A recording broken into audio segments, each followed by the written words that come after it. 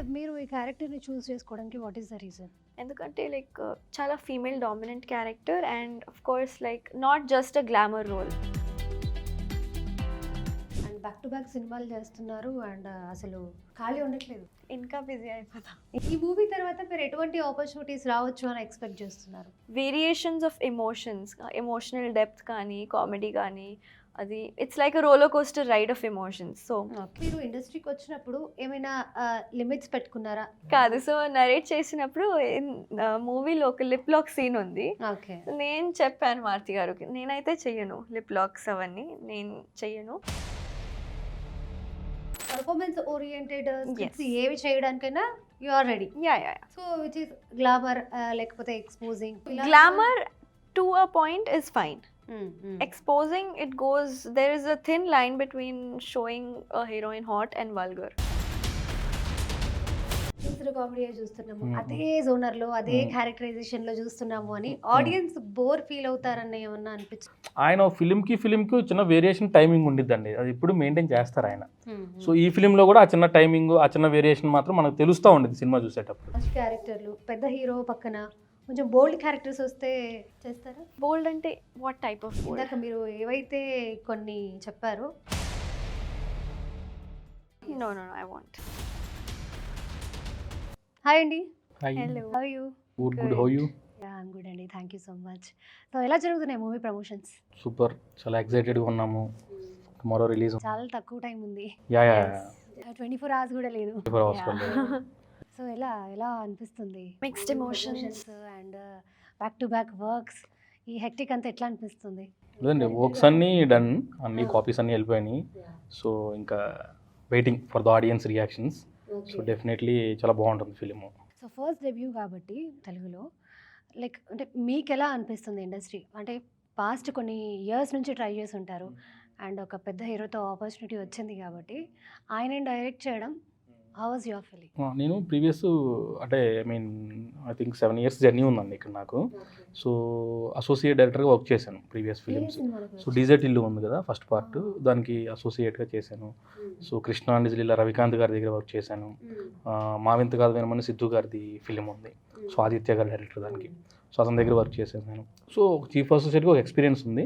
So ఇది debut. అంటే చాలా పెద్ద వాళ్ళతోనే వర్క్ చేశారు, బట్ ఒక అవుట్పుట్ని బయటికి తీసుకురావడానికి ఎందుకు ఇంత టైం పట్టింది? లేదండి, అంటే ఆ ఫిలిమ్స్ అసోసియేట్గా వర్క్ చేసిన తర్వాత ఆపర్చునిటీ వచ్చిన తర్వాత ఇప్పుడు విష్ణు గారితో స్టార్ట్ అయింది journey. And Sarika, how you?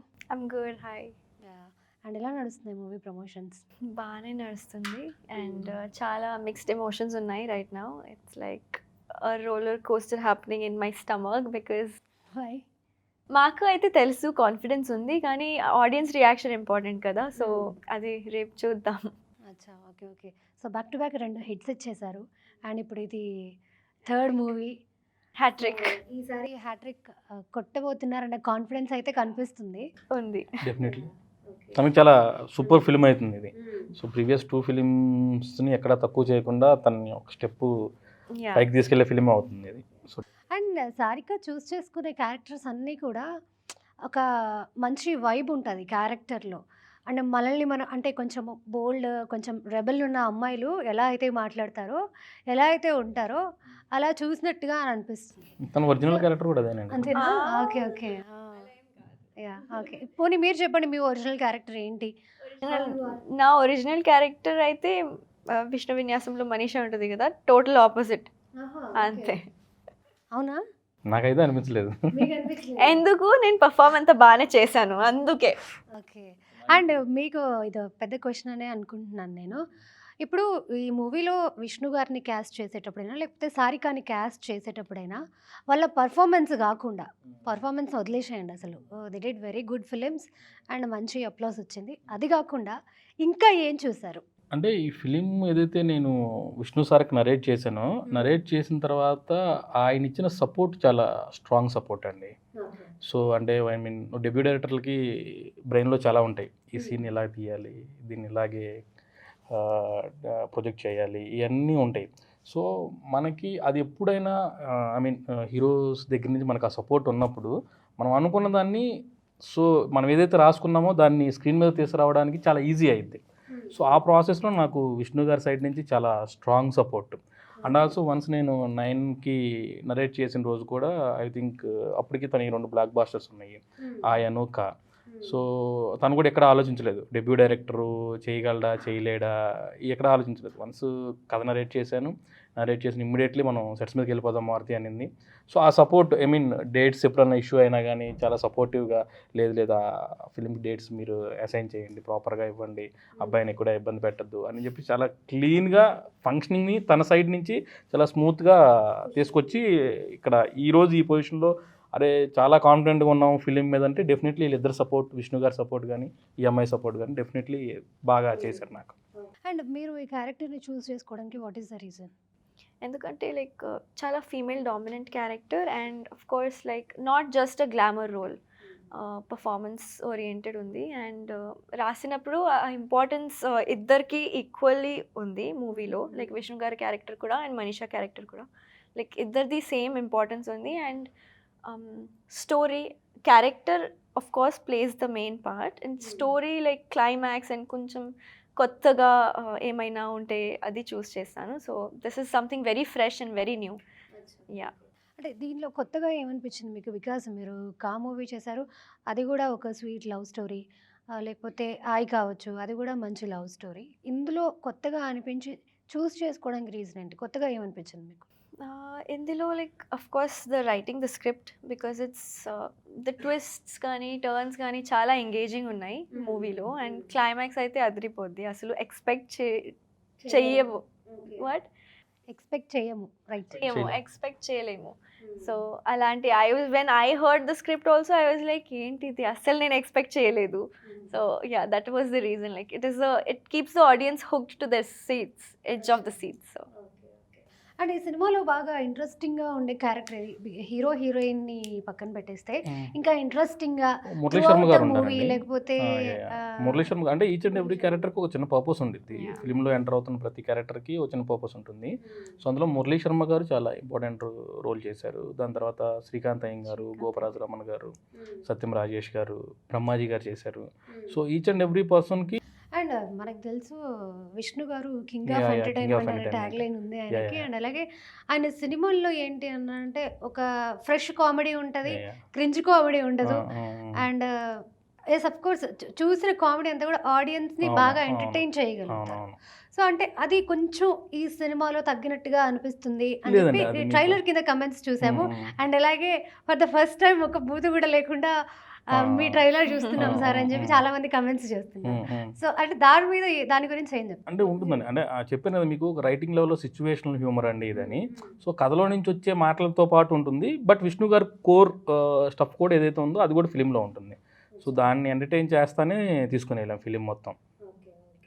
And మిగతా పాడింగ్ ఆర్టిస్టులు ఎవరైతే ఉన్నారో వాళ్ళందరూ కూడా పెద్దవాళ్ళే యా కాబట్టి సో వాళ్ళందరినీ ఎలా కన్విన్స్ చేయగలిగారు? అంటే వన్స్ అంటే స్టోరీ నేను ఎవరికి నరేట్ చేసినా కానీ అందరూ ఇమ్మీడియట్లీ చాలా బాగుంది చాలా బాగుంది చాలా బాగుందని యాక్సెప్ట్ చేశారండి. సింగిల్ సిట్టింగ్ లో యా ఐ థింక్ తనకి ఒక నరేషన్ ఇచ్చాను, విష్ణు సార్ కూడా ఒక నరేషన్ ఉంది.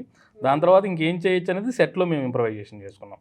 అండ్ అలాగే ఇప్పుడు మూవీలో పర్టికులర్గా ఇప్పుడు ఒక మూవీ చూడడానికి ఆడియన్స్ వెళ్ళినప్పుడు ఆ మూవీ చూసాక ఒక ఫీల్ క్యారీ చేస్తూ బయటికి వస్తారు.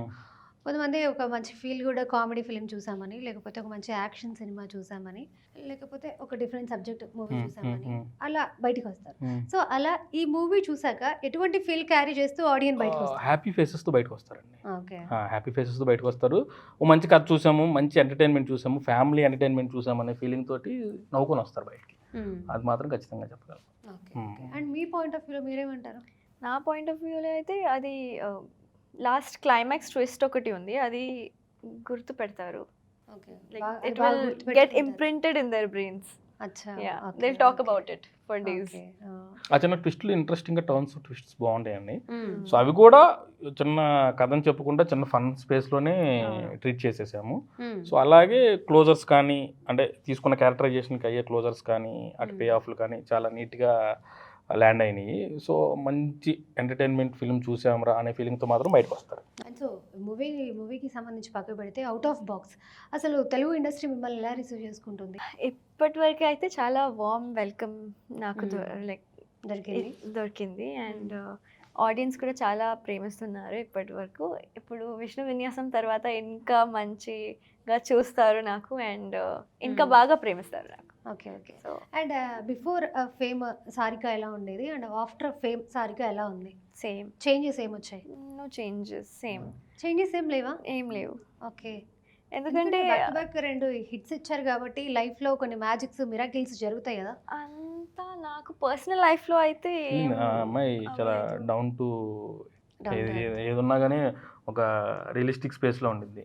ఎలా ఉండాలి ఏంటి అనేది చాలా క్యాలిక్యులేటెడ్గా.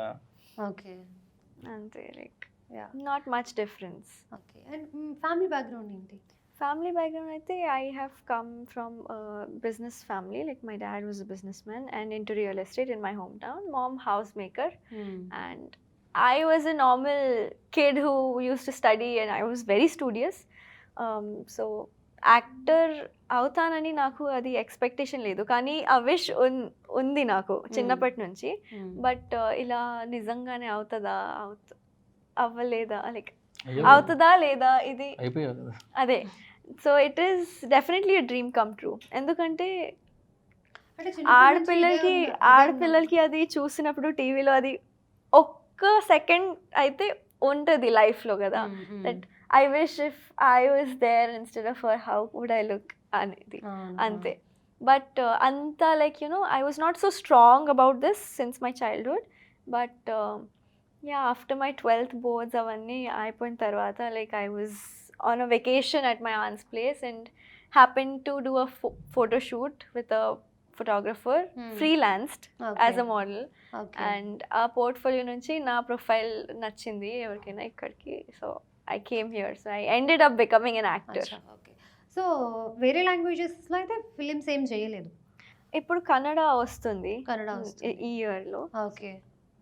ఇప్పుడు ఇంకా తెలుగులో ఏమైనా ఫిలిమ్స్? తెలుగులో ఇంకా రకాసా ఉంది 3rd April. Rakasa pink elephant పిక్చర్స్ది, సంగీత్ చోబంది ఓకే అది. ఆ తర్వాత Pinaka Kannada one. And back to back సినిమాలు చేస్తున్నారు అండ్ అసలు ఖాళీ ఉండట్లేదు.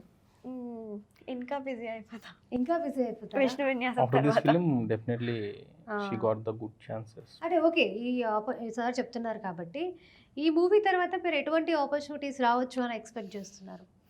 Performance oriented characters, strong characters, I'd say. So because నా ప్రీవియస్ 2 మూవీస్ ఉన్నాయి కదా, అందులో పర్ఫార్మెన్స్ ఉంది కానీ ఐలో పర్ఫార్మెన్స్ ఉంది, కాలో అంతా నాకు స్క్రీన్ స్పేస్ లేదు. కానీ ఇందులో లైక్ నా క్యారెక్టర్ ఒక very strong character. So this was like full of performance and variations of emotions, emotional depth కానీ కామెడీ కానీ, అది it's like a roller coaster ride of emotions. So okay. అది అన్ని పర్ఫార్మ్ బాగా చేసినప్పుడు చేసింది, ఫన్ స్పేస్ని బాగా చేసింది. అంతే. So డైలాగ్స్ it's like ఏదైతే ఎమోషనల్గా చెప్పాల్సినవి ఏదైతే ఉన్నాయో వాటిని చాలా బాగా పోర్ట్రే చేసింది.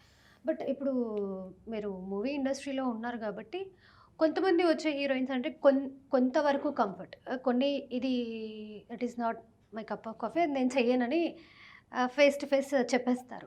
సో అలా మీరు ఇండస్ట్రీకి వచ్చినప్పుడు ఏమైనా లిమిట్స్ పెట్టుకున్నారా? ఇది మాత్రమే నేను చెయ్యాలి, ఇది నేను చేయకూడదు అని అలా ఏమైనా పెట్టుకున్నారా? ఎంత చెప్పండి. అంటే సంథింగ్ ఇస్ దేర్. చెప్పండి, మీరే నువ్వే చెప్పండి. చెప్పు, నీ బౌండరీస్ నువ్వే చెప్పండి. కాదు, సో నరేట్ చేసినప్పుడు మూవీలో ఒక లిప్ లాక్ సీన్ ఉంది. ఓకే. నేను చెప్పాను మారుతి గారికి, నేనైతే చెయ్యను లిప్ లాక్స్ అవన్నీ, నేను చెయ్యను.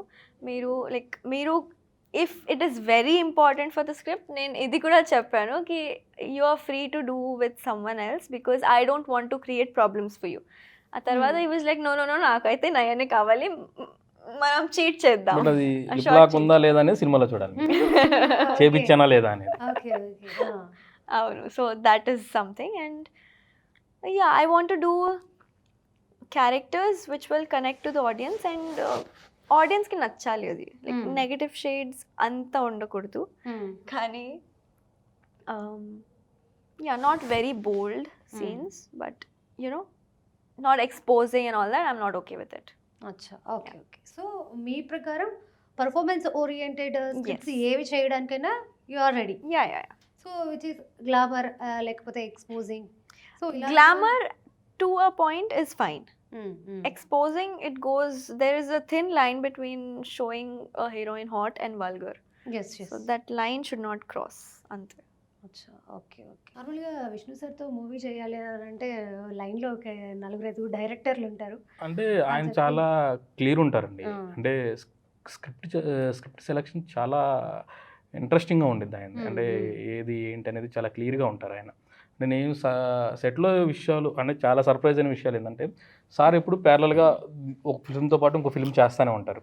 సో ఆ ఎంటైర్ స్క్రిప్ట్ తనకు బ్రెయిన్లో ఉంటుంది, ఈ ఎంటైర్ స్క్రిప్ట్ తనకు బ్రెయిన్లో ఉంటుంది. అంటే ఐ మీన్ డేట్స్ ఇచ్చేటప్పుడు కానీ ఏదన్నా కానీ ఓ 10 days అక్కడ చేస్తారు, ఓ 10 days తర్వాత ఇక్కడికి వస్తారు కదా. సో 10 days అక్కడ చేసి 11th day ఇక్కడికి వచ్చేటప్పటికి యాజ్ ఇట్ ఈజ్ ఈ కథలోకి వచ్చేస్తారు. దీని ముందు సీన్ ఏంటి, దీని వెనక సీన్ ఏంటి అది మనం చెప్పనవసరం లేదు. దీని ముందు ఇది జరిగింది కదా, దీని వెనకాల ఇది కదా. సో ఆ కనెక్టివిటీని మాత్రం ఫిలిం ఓకే అయ్యి షూటింగ్ జరుగుతున్న ప్రాసెస్ ఏదైతే ఉందో ఆ ప్రాసెస్ మొత్తంలో తను దాన్ని క్యారీ చేస్తూనే ఉంటారు. సో అది చాలా ఈజీ అయిపోతుంది డైరెక్టర్స్కి.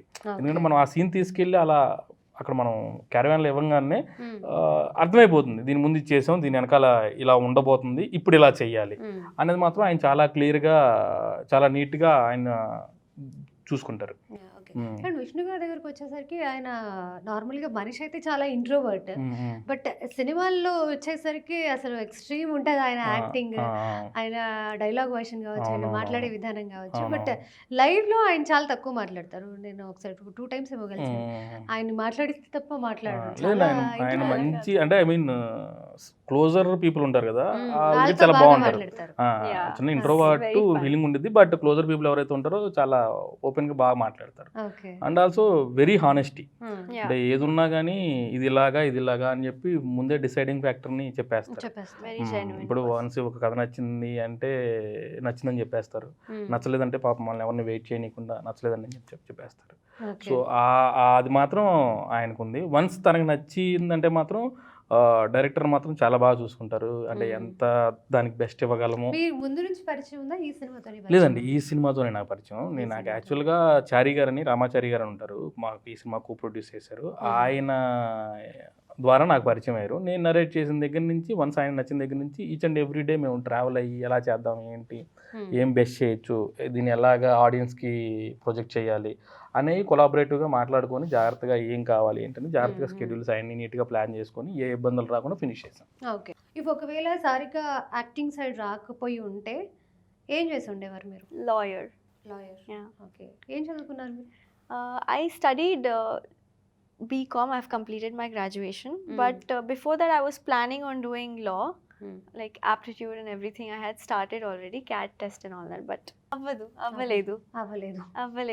యాక్టింగ్ అయింది. సో యా, ఇలాగే కంటిన్యూ చేస్తాను. దీంట్లోనే కంటిన్యూ చేస్తారా? ఇంకా ఏంటి లాంగ్ టర్మ్ ఇందులోనే కంటిన్యూ చేస్తారా? యాక్టింగ్ లో definitely I'm happy. I love my job. And అలాగే విష్ణు గారి క్యారెక్టర్ ఏదైతే ఉందో కొంచెం న్యూమరాలజీ లేకపోతే ఆస్ట్రాలజీ ఎక్కువ నమ్మే వాళ్ళలాగా కనిపిస్తుంది. అవునవును.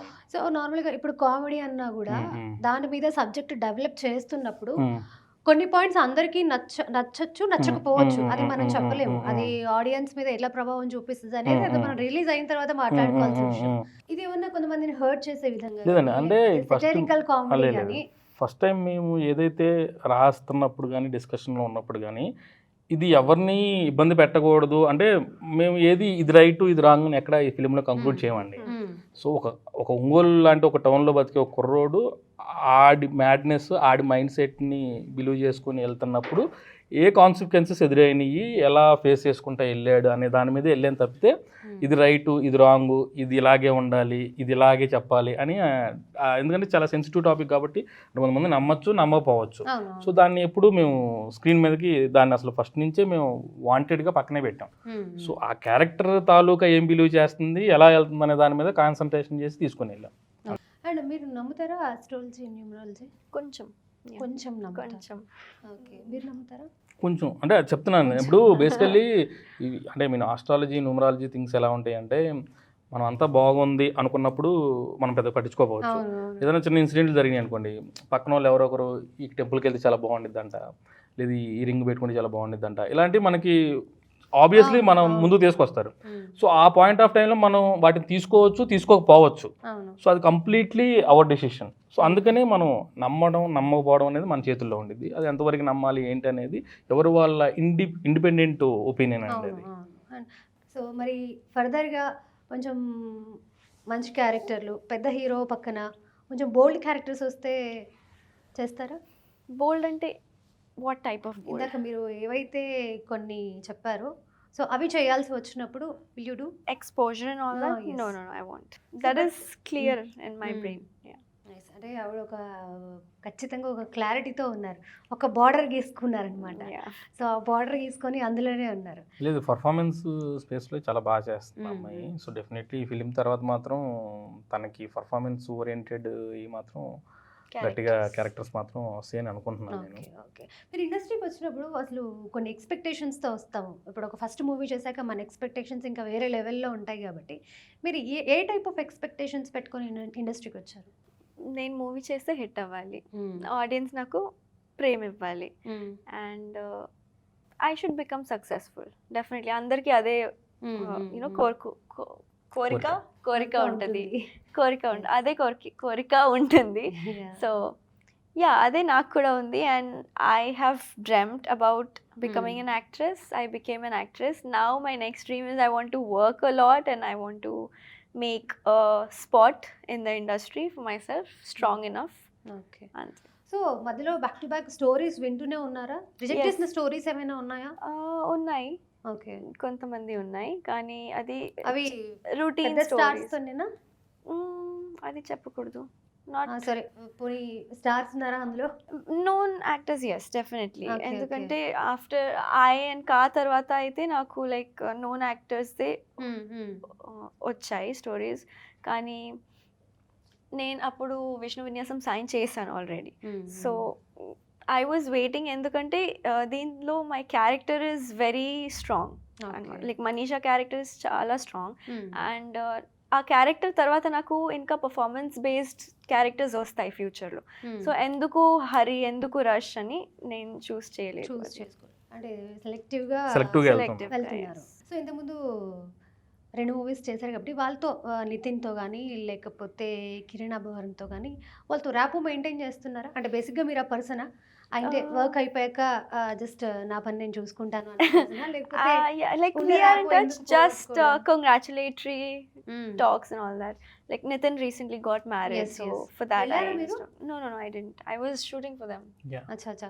ఇన్విటేషన్ వచ్చిందా మీకు? Invitation వచ్చింది, కానీ I couldn't go. Yeah, అచ్చా, okay okay. but yeah. And మీకండి మీకు ఇండస్ట్రీలో పరిచయాలు ఎలా ఉన్నాయి? మీరు ర్యాప్ మెయింటైన్ చేసే మనిషి లేకపోతే అంటే నాకు నా పని అయిపోయాక? అంటే నా పెద్ద పరిచయాలు ఏం లేవండి. నేను ఏదైతే వర్క్ చేసిన డైరెక్టర్స్ తోటి ఇప్పుడు టచ్లో ఉంటాను. సో వర్క్ చేసిన పీపుల్ ఎవరైతే టెక్నీషియన్స్ కానీ వాళ్ళు ఎవరైతే ఉంటారో వాళ్ళతో టచ్లోనే ఉంటాను. అంతకుమించి వేరేది ఒకవేళ మీరు డైరెక్టర్ అయ్యి ఉండకపోతే ఇంకేమై ఉండేవారు? ఫ్యాకల్టీ అయ్యాను. ఫ్యాకల్టీ. Okay okay. అందుకేనా ఇన్స్పిరేషన్? అందుకనేనా వీళ్ళని లెక్చరర్స్ లెక్చరర్స్ చేశాను. కాంపిటీస్ మీ స్టోరీ కాదు కాదు కాదు కాదు నిజం చెప్పండి. నిజం కాదు మీకు ఎక్కడైనా అనిపించిందా అట్లా? నేను అడిగాను, నేను ఆల్రెడీ అడిగాను. లేదు, మా కొన్ని ఫ్రెండ్ గారి రోజులు స్టోరీ అండి. మా వాడు ఒకడు ఉంటాడు, ఓకే ఓకే. ఒంగోలులో తిరుగుతుంటాడు, నాగరాజ్ అని. ఆడి స్టోరీ ఇది. వస్తాడు, ఆడు కూడా నాగరాజ్ కూడా పిలిచి ఆడు కూడా వస్తాడు. Okay okay. థ్యాంక్ యూ అండి. Thank you so much. Nice meeting. Thank you. Cinema మంచి సక్సెస్ రావాలని నేను మనస్ఫూర్తిగా కోరుకుంటున్నాను. Thank you. Thank you. Thank you so much.